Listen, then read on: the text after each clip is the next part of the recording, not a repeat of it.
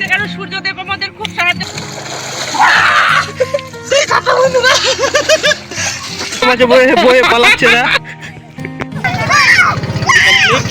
Hello guys, welcome to my first blog. আমরা চলে এসেছি আজকে মাঘ মাসের প্রথম রবিবারে গঙ্গা স্নান করতে। আজ হলো সূর্য পূজা। সূর্য পূজার জন্য আমরা এসেছি স্নান করতে। দেখো কি সুন্দর গঙ্গা, গঙ্গা দেখা কি সুন্দর গঙ্গা। পাশে দেখো কি সুন্দর সবুজ একদম ঘাস, ভুট্টার জমি, খুব সুন্দর লাগছে। আজ যারা যারা গঙ্গা স্নান করবে, দেখা গঙ্গা স্নান করবে, আর যারা যারা একদম সেই পুণ্য পাবে।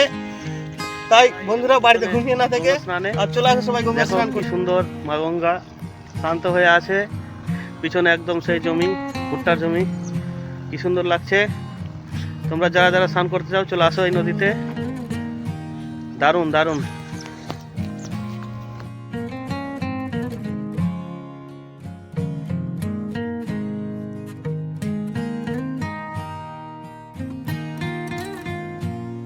তো বন্ধুরা চলো একসাথে সবাই স্নান করি, আসো।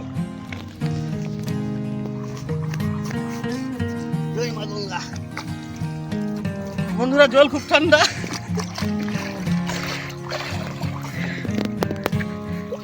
সেই জল ঠান্ডা। জয় মা গঙ্গা। সেই ঠান্ডা বন্ধুরা।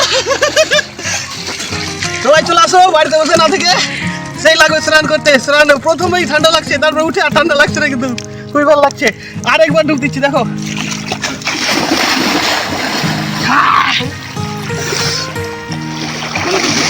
দুজনে স্নান করতে এসেছি, হাজবেন্ড ওয়াইফ দুজনে। আজকে খুব ভালো দিন, দুজনে একসঙ্গে স্নান করলে খুব ভালো পুণ্য পাওয়া যায়, তাই দুজনে স্নান করবো। আমার ঘর স্নান করে নিয়েছে, আবার আমি একা যাবো, কিন্তু পরে লাস্টে আমরা দুজনে একসঙ্গে স্নান করবো। জয় মা। হরে কৃষ্ণ।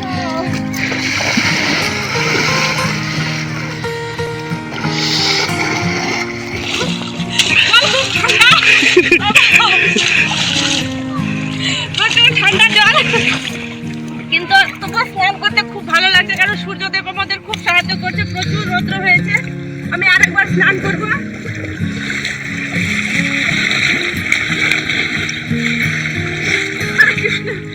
আর স্নান করবো না, খুব ঠান্ডা।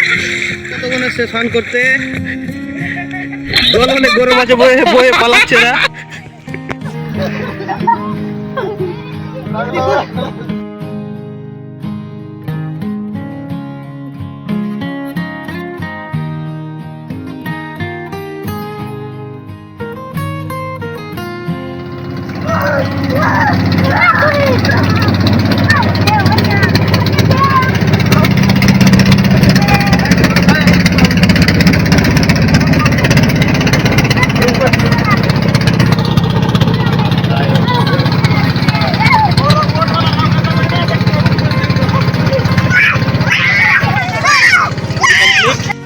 এবার আমরা বেরোবো বাড়ির দিকে।